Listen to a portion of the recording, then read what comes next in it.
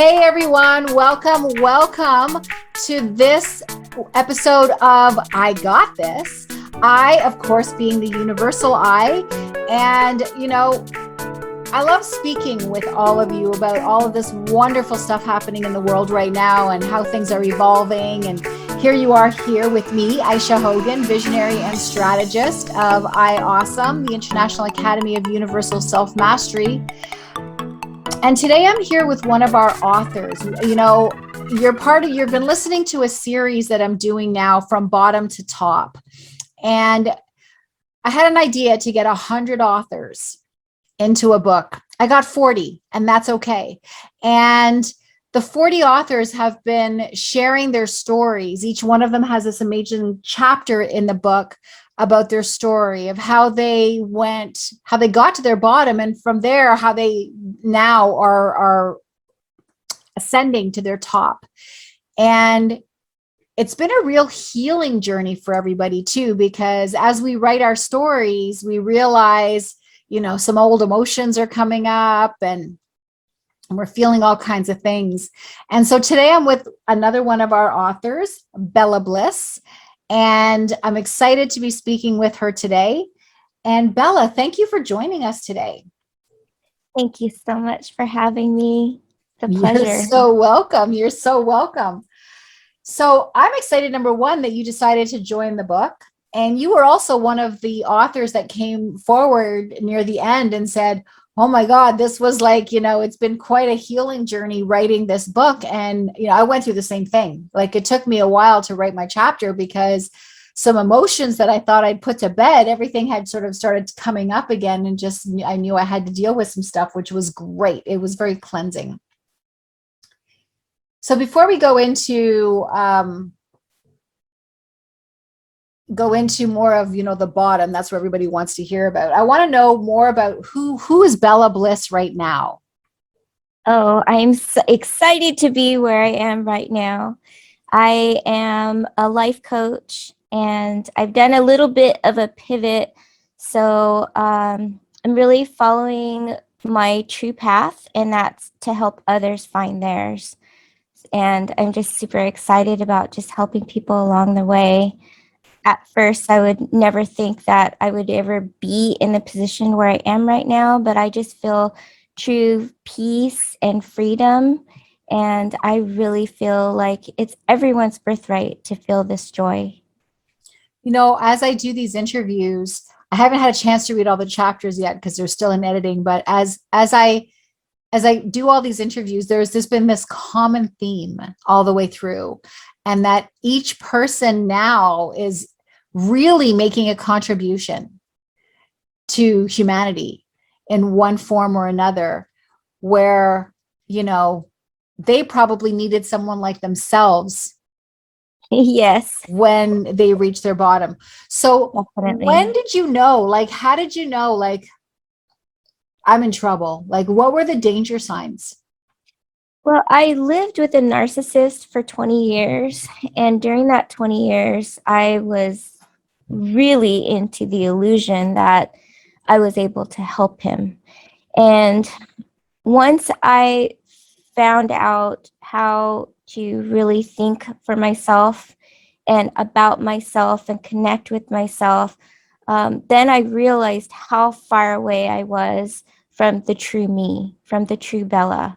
Right. And that was really the time where just the awareness, the mindfulness, the awareness of what's going on. And then it was then what? So when I was in the middle of everything, and I know you're probably going to ask later how I did it, but when I was in the middle of everything, I felt so hopeless and helpless because I knew where I was, far away from my true purpose, my soul, and I didn't know how to get back. I didn't know where to go, who to talk to, what to do. So I just basically kept it inside. Which is common. A lot of people do that. I'm not going to ask you a lot of questions about that because I want people to read your chapter, but we definitely have all been there where we felt stuck. We just didn't know what to do. And your story is when we're in the thick of it, we're like, oh my God, how did I get myself here? And we think that you're we think, or at that time, you think that you're the only person that could possibly be feeling like this, and that you're just like, oh my gosh. And you're not. And I guess the purpose of From Bottom to Top was to let people know that they're not the only ones that are experiencing what they're experiencing, and they're not alone, and other people have gone through it too. Sometimes there's some differences, but for the most part, the feelings and the emotions of feeling stuck and how did I get myself here? And I'm in the middle of a mess. Exactly. I'd ask myself that all the time. How did I end up here? I didn't grow up like this. I didn't have this type of background. Like, how in the world? And I'm just in the thick of it. Right. And it's just, I don't know what I did. What did I do? And you start blaming yourself, and you start, thinking about all the bad things that you ever made. Like I know I did. I started going through, like, what were all the bad decisions I made? Did I hurt anyone? Am I paying for something? Like, it was just like, there was all of these feelings that we go through. So what made you made a choice to get yourself out of the situation that you were in. And what made you decide what you chose? Like the choice that you made. I'm sure it wasn't an obvious choice at the beginning. So what made you decide that? What was the catalyst? It was really being pushed to the basically like the tipping point of tolerance. And also I had a renewed trying to think of the word. I had a renewed, I guess I would say, like the confidence and the trust and the belief that no matter what happens, that I could make it through in that moment. And I just had that, I followed my intuition and knew that I had what I need to get through. Yep. There's two words that you said there that I want to touch on. One of them is tolerance, and the other one is intuition. Our intuition, like, is most of the time it's just really quiet. It kind of gives us a little nudge, like you should be doing this, right? And we don't really listen that much because we're too busy listening to the loud one in the head. Right. But sometimes there's a moment, and I'm sure we've all felt it, especially those of us who have really hit a bottom, where it kind of was yelling at us, like, get out, like, do something here, get out of the situation that you're in. And we didn't listen. And it turns out we had to do that anyway. Like, you ended up having to do it anyway. It's so true. Yeah. And mine happened a little bit differently. It was very different. You have to read the chapter. Yeah, you have to read the chapter. Don't give it up. But you get that strong message. Different way. Yeah, you get a strong message somehow. Yes. And when we don't listen to that strong message, it just creates more drama. Yeah. And then we end up having to do it anyways, exactly what the message was. So I guess my message is, when you get a message that strong, just do it. Just do it. Just spare yourself all the drama of not doing it. And that's what I did in 2020. That's what I did, was I focused on intuition and just followed my intuition. And that's how I came to the peace I am today. Absolutely. It's the best thing that we can all do. Mm-hmm. And tolerance is really important. I don't think that people understand tolerance. And I know I wasn't going to talk about this today, but you said the word, and I really would like to touch on it. And tolerance is different for different people. I call it a callus. It's a callus. And when we've gone through a lot of stuff in our lives, we build up a callus, right? Yes. Of what is okay for people to do to us. Right. Or we've reached a boundary. And the more we tolerate, the more it becomes okay. It becomes our state of being. It's okay for us to tolerate this much bad behavior, and then this much bad behavior, and then this, and we build up a callus, and it becomes our normal, right? But really, all of that tolerance, I call it almost like a playground. We've created a playground for people to act badly, right? And if we just got rid of the playground and brought our boundaries down and cut off the callus, you would realize that the tolerance level is really low. And if you love yourself, I mean, really love yourself, if you really respect who you are, you would never allow people to treat you badly. Exactly. There Yeah, would be I no agree. tolerance level. There just wouldn't be. Yeah. And I think that that's where we want to get. We become so nice and noble, especially women. We're nurturers. We want to like try to fix things and all this kind of stuff. So we put up with a lot of stuff. And then we're like, we can't fix it. There's no fixing it. So that person has to fix their own stuff. Exactly. Yeah. I All, learned that in my journey. Exactly. so tolerance is not necessarily a good thing. So it's just, think about how tolerant you are. I guess I'm saying that to the people who are listening right now, is just think about how tolerant you are. And do you think that's an okay amount of tolerance? Like, seriously, you need to ask yourself that and listen to your intuition. So when someone reads your chapter, what are you hoping that they walk away with? What message are you hoping that they walk away with? I'm hoping that they will know that no matter what situation that they're in, that there's always a choice. And our choices lead to opportunities, and the opportunities lead to freedom. And we always have a choice. Absolutely. Also, I really want people to know that, it's not helping them if they're blaming, shaming, or judging anyone else or themselves, and that they really need to heal.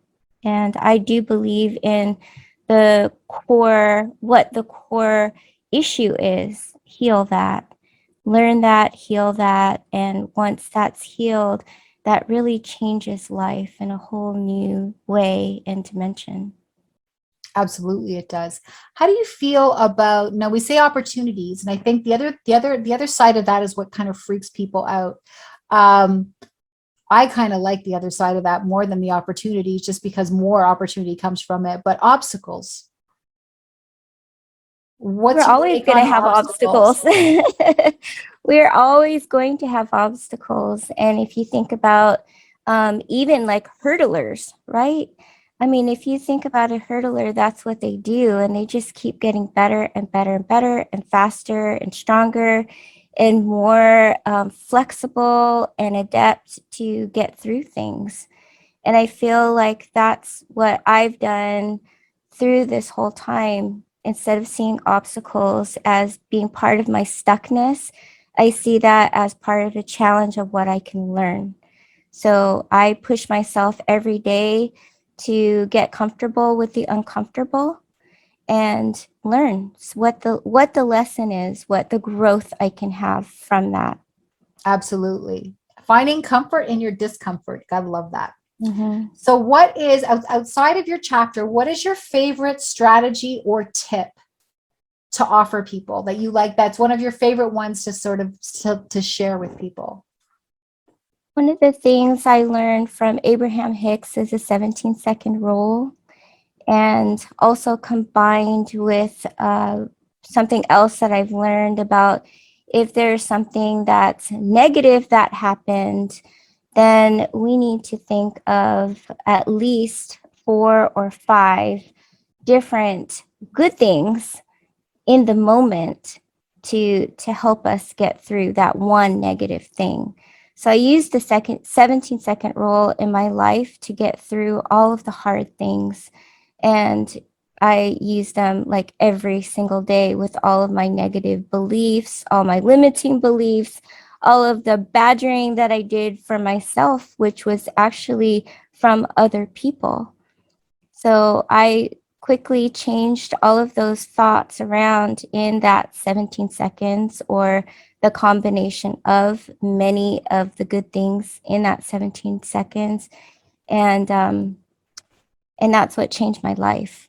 So basically, people have 17 seconds to come up with 3 or 4 good things. Uh, yes, it's actually 17 seconds. If you are thinking, say, for example, I always love to give this example because it's true. I said, "What's wrong with you, Bella?" Then if I thought of good things, so I would stop myself within the 17 seconds. I would stop myself and I would say, "No, what's right with you, Bella?" or I what's gotcha. good with Okay. you, Bella. And then I think of 4 different good things to dispel that one. And I would do that in series of 17 seconds. Nice. Exactly. You know, so instead of saying what's wrong with me, it's what's right with me. What is right Yeah. with me? I would turn it around all the time because I had so many negative thoughts, and I would just turn it around. Automatically, I would just turn it around. We have It's that so much ability. easier. It's so much easier. I keep saying this over and over. It is so much easier for people to swim in their darkness. But I will tell you this, it is so much better to stand up. And the minute you start doing like the 17-second rule or different things where you're just feeling better about who you are and noticing your positive resources and the amazing person that you actually are, um, it just becomes easier and easier. It certainly does. You Yeah. don't even want the darkness anymore. It's like, what? I'm never going back there. Yeah, I'm doing some research now on why we self-sabotage. And it's really interesting how many ways we can self-sabotage. So that is something that I'm working on getting out as a guide for people as well. That's an important guide. Mm-hmm. That's an important guide and an important message. Thank you so much, Bella, for being in this episode of I Got This, as well as writing your amazing story in from bottom to top. So glad to have met you. There's so many wonderful authors that I've met just because of this book. So it's amazing. So thank you so much. And thank you all for listening and being a part of I Got This. And I look forward to having you here in the next episode.